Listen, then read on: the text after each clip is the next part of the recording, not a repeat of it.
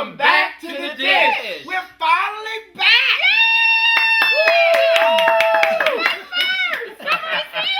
Somebody's here, right? Somebody's here. Everybody's been asking us, when are y'all gonna bring the dish back? When are y'all gonna bring the dish back? When are y'all gonna bring the dish back? When are y'all gonna bring the dish back?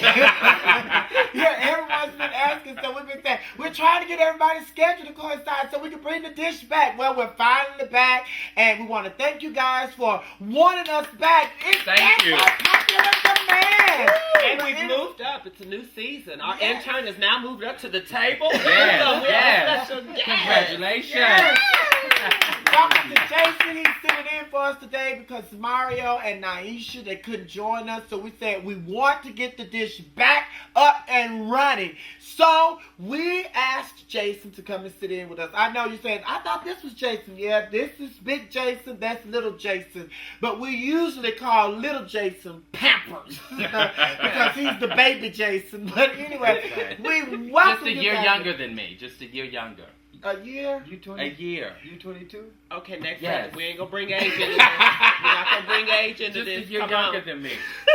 As you can see, nothing has changed when you know who. She's still in denial. Although she celebrated 2 birthdays since we've been gone. But anyway, we have so much to talk about, but we're going to reintroduce ourselves to you once again for those of you who are joining us for the first time. And for those of you who already know who we are, we just want to introduce ourselves to our new audience. I'm Jason McLaughlin, celebrity makeup artist and stylist. I'm grateful and happy and ecstatic to be back here with you all on the Dish. Yes, she is. Yes, She she was is. worse than you are. Okay. Y'all, we need to get the dish back. Everywhere I go, people say, even my uncle, my auntie, my daddy, everybody say, will y'all bring the dish? Some of my clients, they say, y'all need to bring the dish back. So this is We're back. Jason. Yeah, We're we're back. I'm Sophia McIntosh. I'm an actress. I am a radio personality. I'm an actress. Yes, I'm an actress. I'm not an actor. I'm an actress. I wear long hair, lipstick, eyebrows, and eyeshadows, and all that stuff. And also, I am a female illusionist. Yes. No, I'm a female impersonator. No, I'm a drag queen. No, I do camp drag. But anyway, thank you guys for wanting us back, and we are so happy to be back doing the dish. I am Raquel Lord. I'm a self-entrepreneur, a.k.a. female impersonator. You all right? You are Pampers, lying are you okay? to me. No, I'm not. I'm not lying. You all are right? lying to me. Okay. Ain't nobody told me nothing. Yeah, we have. What else was I gonna say? I don't know. Okay. You introducing Well- yourself. Huh? You were introducing yourself. Okay, You before I said you're an was- entrepreneur. Yes. Does that Female- mean prostitute, or you got your business? You got another business? No. Not that type. Oh, okay. I can't make it on the stage. I thought you meant. I'm not making it. Oh, I was just wondering. Okay. And Marjorie, I'm feeling some type of way. You have not had any more parties. So that's what I do. I am. Our new intern. I'm Jason, aspiring actor and comedian. I help out as an intern here on the Dish sometimes, and I was asked to fill in, so I was more than elated to because I enjoyed the Dish. Okay. Welcome, Jason. Thanks for sitting in with us. Thank you. Now, the reason and the purpose that we started doing the dish was because We wanted to show different images of our community, the gay community, as well as the problems that were going on with teen suicide, gay suicide. We wanted to reach out and let them know that they do have a voice and that they do matter. And also, another reason that we wanted to do this was because, we're female impersonators. Well, some of us are female impersonators. So we wanted to do a show where we could just take our hair off and let you guys see that we are just real people just like you are. I'm not a female impersonator. Nor am I. But we also wanted to showcase different highlights of different backgrounds of different individuals on how they live and how they deal with different issues in our communities, because our community is well-versed, I guess you could say, dynamic in different avenues when it comes to dealing with issues with people, relationships, families, politics, all those types of things. So that is the reason why we started the Dish. We're happy to be back, and we're going to start soaring.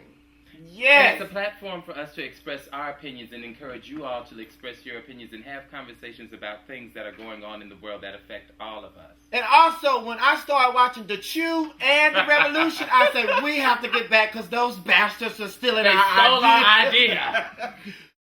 Your take on the Trayvon Martin situation? Where do I begin? Basically, it's the highest form, or one of the highest forms of racial profiling. I can't believe that in this day and time, 2012, we're still having issues like this, where a young black man can be killed simply for being a young black man, as if he has no right to be walking the streets of his own neighborhood. One of the things that was said is that Zimmerman was out of self-defense. In my opinion, if anyone was, defending themselves, it would have been Trayvon Martin, because he had this strange man following him in the middle of the night who he had no idea who he was, after Zimmerman was instructed by the police to leave him alone and stop following him. I think one of the saddest things in this whole case is not so much what happened, because I know the family is hurting. I know both families are actually hurting. But I think one of the most profound things that I saw that really didn't sit comfortable with me and my spirit is that it took people like radio, show hosts like Michael Baisden. It took people from CNN who actually have to bring this into the forefront and keep pushing it in order to make people to, take recognition for what actually happened down there in Florida. And it's sad to think that, when you think of Rosa Parks and Martin Luther King and all the people who pioneered for our, freedom and all this type of, I guess you could say equality that we're looking for, that we're still dealing with the same thing, and it feels like we're still back in the same time that they dealt with the different things. It's just the issues have changed. That's like I say, it basically still comes down to race and how black people are viewed in our society. But it's a shame that our judicial system has not been based on everything that we fought for over the years, because it should not have taken that long for something like that to been treated, I guess you could say it should have been handled differently. But I think part of the problem that we're having with this whole situation is that the judicial system has changed, and then they put this law in place, which is stand your ground. Back in the day when Martin Luther King and were marching and all that stuff, they didn't have a stand your ground law. So now we have this new law that's in place, which,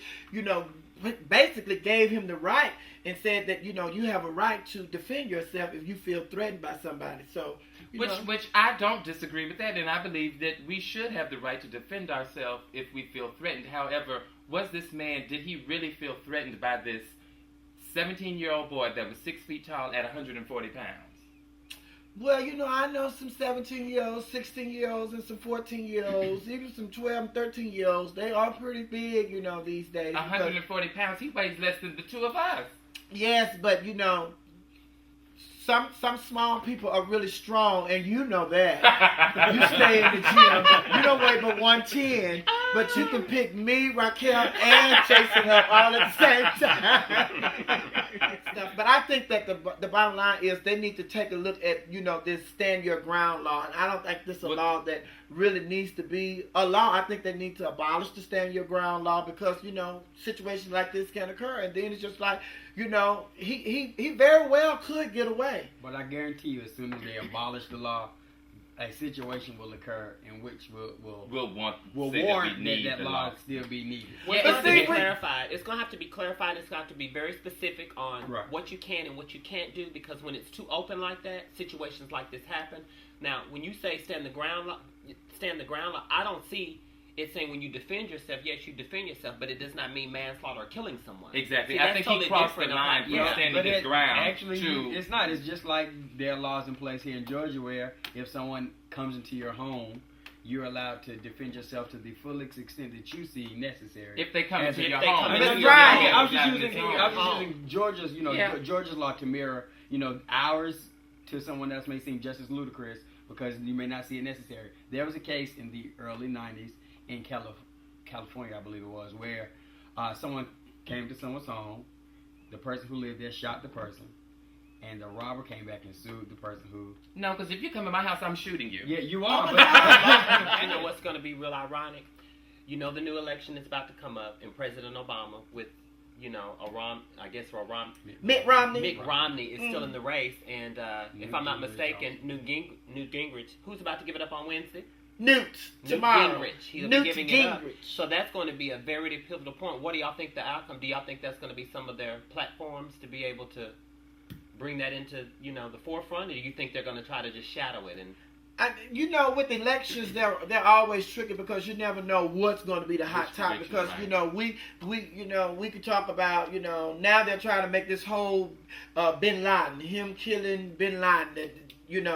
Now they're trying to say we had no business going in there and, invading these people's territory and all this and blase, because Obama was the one that, because Obama was the one that gave the order for them to go and do it. When they got Saddam Hussein, they weren't saying anything of the nature. It was okay to kill Saddam Hussein, and we had no probable cause at that time to go get him when we should have been looking for Bin Laden. Exactly. So that now that this man, our president, has done what another president hadn't been able to do in 2 terms, which is locate him and kill him. Unfortunately, and kill him. Then now all of a sudden it's a problem. Unfortunately, in the eyes of a conservative, President Obama can do nothing right. So it doesn't matter what he does. True. They're going to find a problem with whatever he does. If he found a cure for cancer, how could he find a cure for cancer? Whatever. They're going to find a problem with it. Hello? There's nothing that he can do right at this time. So I think that it's up to us as Obama supporters to get out there and rock the vote and get him back in for another 4 years. And another thing I think that's going to happen is because we've had, just one side of the story being told. It's just like the Republicans have been going against the Republicans, telling the Republicans part of the story. So now you're going to have the Republican, nominee, which looks like it's going to be Mitt Romney, and he's going to be going up against Barack Obama, who is the Democratic nominee. And they are going to, it's no longer going to be one side of the argument. It's going to be, you said this, Obama's going to come back and say, no, that's not true. This is what's happening. You said this, no, that's not true. Yeah, it's going to be nothing but finger pointing. But before then, it's just been, you said, Obama did this, Obama did this, Obama did this, Obama did this, and Obama didn't have time to, rebuttal what they say. But now it's just like, okay, if you tell a lie, Obama's going to be able to just stand there and say, no, that's a lie, and here's the truth. And everyone may not be happy with what he's done, but, the truth of the matter is this man inherited the country at a time when it was probably in the worst shape that it has ever been. People argue that, it's not a depression. Well, times are completely different than when we were in the depression. And if the times were the same, this would be very much the same, and it would have been a depression. So, but I don't think I don't think he inherited the presidency when it was in the worst state that it's ever been. Because I think slavery was the worst state. It was worse than what we're going through right now. Much worse. But yeah, much worse. Oddly enough, but there wasn't an inheritance of the country at that time. Oddly enough, though there was slavery, I think the Union was in a better place than how Barack Obama inherited. But I think the problem that even the livelihood of the slaves, probably compared to some people who really don't have jobs and who are now homeless, they although conditions were not great, don't get me wrong, it was that was the way of life at that time. Yeah. But one of the problems that President Obama is going to have, because I have talked to a lot of African Americans, he had like 98% of the African American vote, when he won back in 2008. A lot of African Americans are upset with President Barack Obama as well because they don't feel that he's done enough for the African American community. And those are the people who feel like, we put you in here because we wanted you to take care of certain issues that we have here in our communities. Well, you haven't addressed those issues. That is very interesting. Wrap it up, honey. So right after, we'll cut to a commercial break, and after we come back, we can touch more on talk about this some more. They don't like Barack Obama. I'm so sorry. We'll be right back, right here on the Dysh. I was trying to cut Because, baby, you were